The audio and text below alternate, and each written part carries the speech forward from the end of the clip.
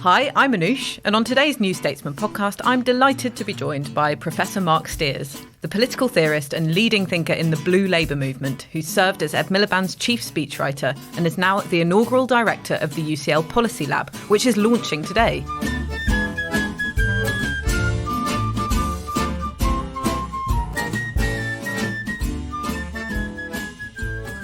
Thanks so much for joining us, Marc. It's wonderful to be here. Thanks so much for having me. Thanks for coming. And before we get into all things policy, which is what I know you want to talk about, I'd like to ask you about what Labour can learn from the Australian election results, because you wrote an interesting piece for us recently, and you were actually director of the Sydney Policy Lab at the University of Sydney until recently. So you've got a good insight on this. And your piece, and I quote, it's about a populist prime minister known for playing fast and loose with rules and for masking his incompetence by stoking the culture wars, and about how the Australian Labour Party beat him. There are parallels with the UK. How did they do it, and what can our Labour Party learn from it? There are loads of parallels, I think. It's a really exciting moment for Labour just to see that it can be done. A year or so ago, I remember I was in Sydney and everybody was expecting Scott Morrison to win the coming general election. He was widely considered to be a dreadful prime minister, and yet he just seemed to have the winning touch. And he won the previous election by a surprising margin when people had thought he was going to lose. And as I say in the piece, he, as you say, played fast and loose with the rules, was always doing stuff and getting called out for soft corruption, etc. And yet the Labour Party, the Australian Labour Party, sort of crept up slowly, and then when it got to the election, ran an extraordinarily boring campaign with a slightly sort of gaffe-prone start to it, and nonetheless has come out with, it looks like it will be a majority, and it's a very comfortable victory because the Morrison's Liberal Party lost lots of seats to independents as well as to the ALP. And it just gave us this sense that what looks like an impossible electoral task, faced with a sort of culture warrior, populist politician who seems to have a sort of Teflon touch, you can do it, and you don't need lots of fireworks on the Labour side in order to succeed. Yeah, and you actually detail some of those culture wars that Scott Morrison tried to draw the Australian Labour Party into. And we've actually run interviews in the past few months from Tony Blair to Shabana Mahmood, the campaign director of the Labour Party at the moment, who've said you can't duck the culture wars, you can't pretend they're not happening. How did the Australian Labour Party respond to those? Did it duck them or did it confront them? It basically did duck them. I mean, as you say, that's definitely not the orthodox view. But Anthony Albanese, this I think was his great strength as a campaigner. He practiced sort of disdain. So every time Scott Morrison would bring up one of these culture war issues, a big one was transgender participation in sport. They got a Liberal Party candidate in the Northern Beaches in Sydney who made a huge deal of transgender participation in sport, and Scott Morrison kept on baiting Albanese to have a big row about it. And Albanese just shrugged it off and said, those are the kind of concerns that aren't our voters' concerns. You're sort of making it up. It's not an issue. Common sense will sort all these things out. With decent views of the average Australian knows that this is all just bunk and rubbish. And he did it just with spectacular consistency, if I'm honest. And every time the Murdoch media or Morrison tried to get it up, they would just knock it back and they wouldn't have the fight. And they did make the Morrison culture war stuff just look really small. Okay. And so do you think the Conservative Party in this country are at risk of looking sort of eccentric by constantly trying to bring up these issues? I think that's the hope. I've been talking a lot with old Ed Milliband colleagues like Tom Baldwin recently, and that's very much Tom's view from a communications perspective, is that you just got to make it look ridiculous and absurd, because it is ridiculous and absurd. There have obviously been genuine big cultural issues over the last decade or so, and Brexit is one of those. But so many of the themes that the Conservatives try to bring up now are of interest to a tiny number of reactionary voters. They're not the sort of pulse of the red wall seats. They're an irrelevance to the vast majority of people who are going through really difficult times right now. And I hope that Labour will just say that and say that consistently. PMQs recently, Boris Johnson tried to jibe Keir Starmer by saying, you won't even tell us what a woman is. I mean, it's just absolutely ridiculous. And I think the vast majority of the population know it's ridiculous too, and they're not going to let him get away with it anymore. And do you think that sort of message has reached Keir Starmer? How do you think he's dealing with those questions when they're put to him? What is a woman, for example? Look, I think the truth is that at the moment there are probably three views around the table in the leader of the opposition's office. There are some people, who are very anxious about, red wall, lost traditional Labour voters who think you have to make a move to the reactionary in order to placate those concerns. There are others who say, no, we're going to lose votes to the Liberal left unless we fight the identity wars in a different kind of way. And you've got young voters in London and people potentially leaving to the Greens, and you have to make a bid for them with a sort of very explicitly Liberal offer. And then there are other people, I think, in the position that I think I've come to after watching the Australian election, which is just saying, just try and demonstrate how absurd issues are, that they're not of major concern to anybody. Most of them are easily resolved through common sense, and the British public wants to get on with the proper stuff. And you also write in your piece, there was not much to quicken the pulse about Albanese's campaign. And there was a little parallel that rang true for me for what many of Keir Starmer's critics say about his style of leadership. Did you make that parallel yourself? Again, the truth is that when I was in Australia, I was a sort of Albanese critic, probably amongst friends, probably hopefully not in public. But my sense was, oh God, this is so boring. But he stripped all of the interesting policies out of the Labour platform. His moderated rhetoric reminded me of sort of Neil Kinnock reading the FT in the back of a chauffeur-driven car back in the day. And he had a makeover and had smart new glasses and a sharp suit to try and get away from his sort of traditional image as a grassroots lefty. And it just felt really tired and really old and really dull. But actually, truth be told, it worked very well for him in the campaign because it just took the edge off those people who had been anxious previously about voting Labour.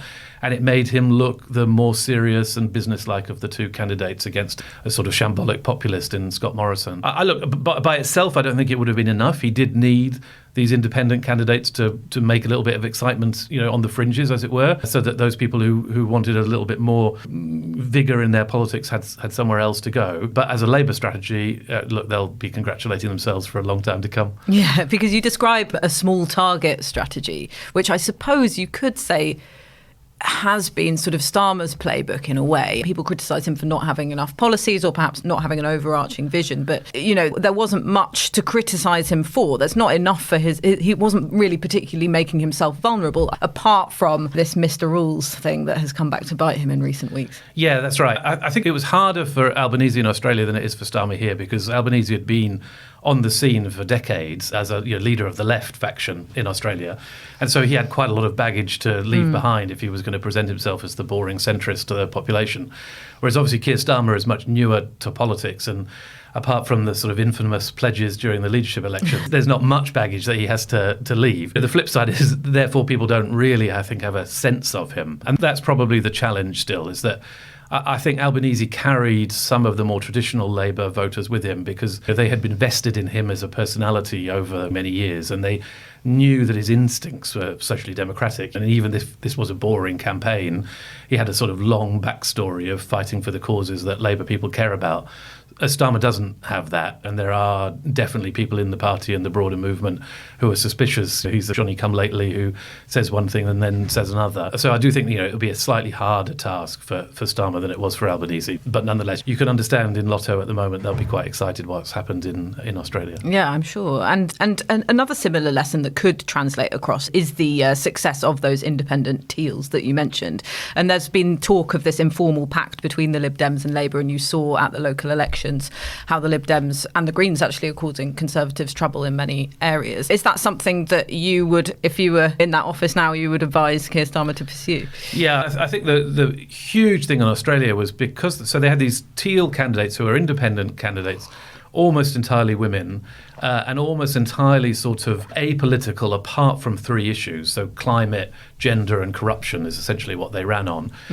Very reassuring to many sort of richer, more affluent voters who were worried about big taxing Labour or welfare state investment, etc. But able to get lots of people excited because climate change especially is such a huge issue in Australia. And you can certainly see elements of that here in conversations around Labour, which is that everyone now talks about the blue wall, don't they? These sort of affluent Tory seats which the Lib Dems might be able to pick off, which Labour doesn't have a hope in hell of. And again, that's where the similarities are here, I think, is that Albanese did an incredible job of not having a formal pact. There was no deal with the teals. He just ignored them, in public at least, and let them get on with picking off those sort of middle-class Liberal seats. And here one imagines that's a kind of approach that Starmer will want to take too, which is public deals with the Lib Dems, because there are seats where the Lib Dems and Labour are battling it out, so trying to ease away from competing in some of those Lib Dem Tory marginals where you need people to tactically vote in order to get Lib Dems over the line. Okay, so basically the lessons so so far as ignore everything. And you mentioned this earlier about stripping the policy out of the campaign and stripping the baggage away. One of the main criticisms of the Labour Party, particularly from the left, is that they don't have enough sort of landmark policies that they can sell to the public whenever these elections come around.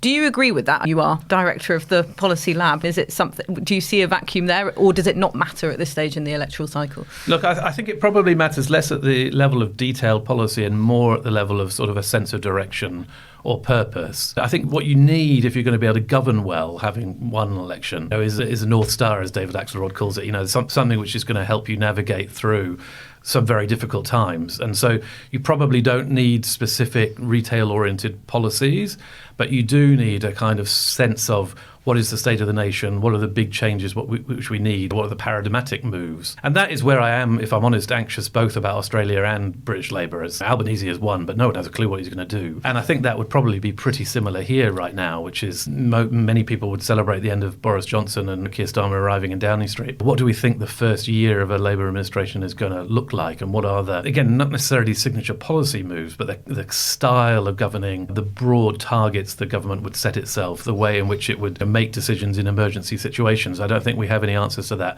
And that does worry me, because I don't think you could have said that about either the Corbyn or the Milliband approaches, and you certainly couldn't say it about Tony Blair. You like the policies or you don't like the policies. You knew what the sort of navigating principled mission behind it all was, and that's what we're waiting to see from Starmer, I think. Yeah, and it always seems to me whenever I'm writing the phrase cost of living crisis that this should be Labour's moment. You co-authored that manifesto in 2015. You were on Labour's General Election Steering Committee. You remember a cost of living crisis being at the heart of that campaign. Surely now should be Labour's moment, but all we really hear is sort of reversing current policies and suggesting a windfall tax. Yeah, it's a big issue, I think, and it's true on both sides. I don't think it's just a Labour problem. And Nick Timothy had a really interesting column in the Telegraph a few days ago where he was saying, look, we need both parties to be saying the economic model doesn't work. Here's a different economic model which is going to increase productivity but also make sure that people aren't suffering the kind of cost of living pressures that they currently are.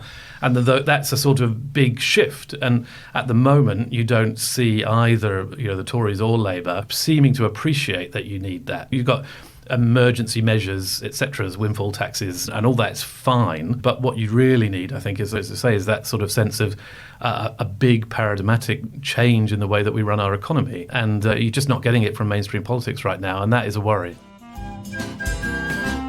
Hi, it's Anoosh here. This is just a reminder that as a podcast listener, you have the option of subscribing to The New Statesman with a very special offer. You can subscribe for just £1 a week. That's 12 weeks for £12 if you go to newstatesman.com/podcast offer. We'll be right back. If you're enjoying the New Statesman podcast, you might also like the New Statesman's international news podcast, World Review, which is now published twice weekly. Here's our US editor, Emily Tamkin, to tell you more. Thanks, Anoosh. That's right. Every Thursday, we unpack the most significant stories in world affairs, and every Monday, we interview a guest for their unique perspective and expertise. Make sure you never miss an episode. Just search World Review in your podcast app and subscribe.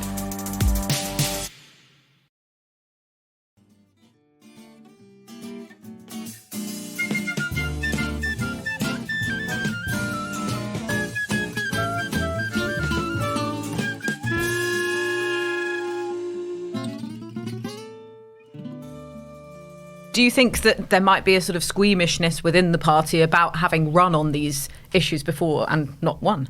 Yeah, no, definitely. And look, everyone remembers when Ed Milliband had first tried this he did this producers and predators and producers speech. And I remember being at Labour Party conference and in the sort of drinks parties, etc., just when the quotes from the speech dropped the day before he was going to give it.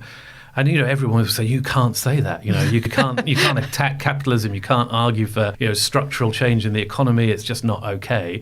And then, of course, during the Corbyn years, you had the same criticism, which is all this is unachievable. It goes too far. It's ridiculous or absurd or whatever the accusations might be. And I think that's definitely cowed the current Labour team. They're just like, well, Ed tried a version of it. Jeremy tried a version of it. Neither of those worked. Therefore, let's just not try it. And look, that may be fine as electoral strategy, but it's terrible as governing strategy when we're confronted by the scale of the challenges that we are confronted by. And that's what makes me most anxious.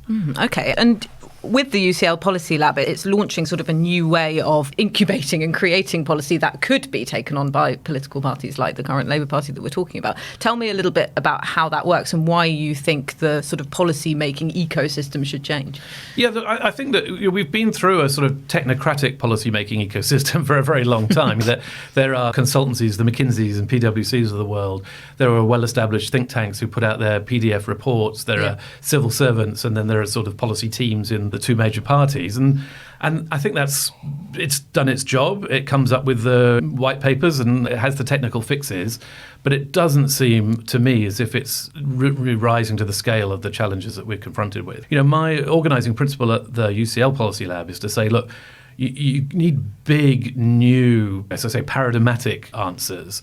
And the exciting thing is that they are out there. There are academic departments like, economics and political science at UCL where we're based, but there are also social movements and charitable organisations and grassroots campaign groups full of really exciting new ways of thinking about the large issues that confront us. And my sense has been that you just got to channel the energy of that ecosystem into politics, because at the moment, most of that ecosystem talks to itself. It may do some amazing things on the ground, or in academia, it may publish the occasional incredible book, but it's not feeding into the political process. So it's almost as if you've got two rival ecosystems, the think tank, party politics, civil service world on the one hand, and the sort of academic, social movement, charitable organisations on the other. And we just got to bring those two things together, and that's what our ambitions are. Okay. And do you think that there's a bit of groupthink that has set in? You talked about people talking to each other. There is a bit of a revolving door between sort of leaders' offices and think tanks, and totally. You often see the same ideas recycled, particularly on housing, for example, over and over again. Totally. And people have very fixed views about what the realm of the possible is. That's obviously derived, largely from focus grouping and opinion polling, which again has its place in electoral politics, but shouldn't be telling us or can't tell us what the answers to these big challenges are. Whereas if you step out of that space and into the ones that I've just been describing, you can quite quickly come across all kinds of incredibly exciting arguments. One of the best things I've done in the last decade was my colleague and friend Danielle Allen in the US, who is sort of on the left of the Democratic Party, organised throughout COVID a kind of online get-together of policy people from the most extraordinary range of organisations, housing charities, migration charities, criminal justice campaign groups. And there was such a kind of hubbub of creativity and dynamism. And then, you turn off that Zoom screen and you pick up The Guardian or whatever and look at what's happening in party politics, and none of it is there. And we've got to stop that. So is that something that you started worrying about when you were actually working in politics in the UK? Yeah, I think, Ed Milliband was incredibly conscious of it. And one of the great things about working with Ed was always that there was two parts of his personality. One, he'd grown up in party politics. He'd been there with Gordon Brown, obviously, and knew the sort of New Labour way of doing things. But he was also very clearly of the view that had finished and that you needed to do something else. And that something else ought to be tapping into this energy which laid outside the sort of formal political machine. But the challenge we had is that we didn't, in the time that we had, manage to bring those two worlds together. There were various efforts to do so, some successful, some unsuccessful. But it was the right experiment, I think, and the right idea. And we need to get back to that sort of sense of questing for bigger answers to the problems that confront us. And I suppose opposition parties have, far fewer resources to try and cook up these kind of ideas. So something like what you're doing could be a potential help for Labour in particular. Yeah, and we want to be a safe space too. And I think the other thing is that political parties are terrified of being associated with an idea that turns out not to work. So they're very risk averse by their nature, and they just think, oh, good grief, if that splashes the Mail on Tuesday, we get 2 points down in the polls and then my leadership's at stake or what have you. Whereas we can be bringer-togetherer, facilitator of some bolder conversations, bringing together some surprising coalitions of people, grassroots actors, academics, social movements, charities, churches, so that they can, in that space, generate what we hope will be very compelling big answers to big questions. And then hopefully we'll tempt the politicians to see that's what they need if they're going to be able to rise to the scale of the issues that confront us. Okay. So two policy areas that come to mind where there just don't seem to be solutions include social care, which I know the Conservatives have introduced their own sort of imperfect, cobbled together plan to try and tackle, to be fair to them, and housing as well, the sort of overcooked housing market. take one of those or both of those and tell me how you would go about doing that differently. I mean, I think the social care one is really interesting because so you had Andrew Dilnot, for example, one of the smartest people in the UK, and has been at that social care issue for so many years now, and has come up with so many brilliant policy fixes.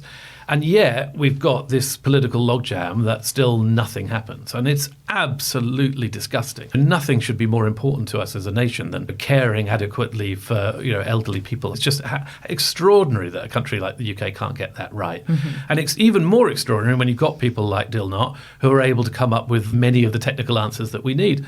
But the problem is the politics. And again, I think it goes right to the heart of what I've been trying to describe, which is that we're not short of ideas and we're not short of an appreciation of the scale of the challenge. What we're short of is a political process that actually does things with those ideas, and we've got to break through on that one. So I think the social care housing, I think, is also very similar, which is that there's so much brilliant housing research in the UK. Again, partly in universities, partly in social movements, with all sorts of extremely exciting new ideas for how you fix the housing affordability challenge.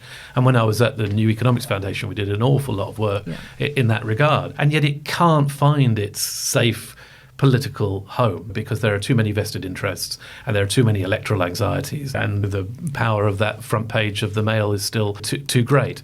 And so that's the thing I really want to try and confront our frontline politicians with, which is how much longer do you want to go on knowing that the energy and the ideas are out there, but not doing anything with it. That's just not an okay state of affairs. But if we don't grapple with it now, you certainly aren't going to be able to grapple with it in the first year of a Labour government. Yeah. Well, good luck with it, Marc. Thank you so much for coming on and speaking to us about it. Great pleasure, and I hope everybody will come along to UCL and get involved, because what we're trying to do is break down as many barriers to the policy process as we can, hear as many voices, and facilitate as many provocative conversations as possible. You've been listening to the New Statesman podcast with me, Anoosh Chakelian, and my guest, Marc Stears. We're produced by Adrian Bradley, and our music is Devil with the Devil, licensed under Creative Commons. Thanks so much for listening, and don't forget to leave us a nice review and subscribe.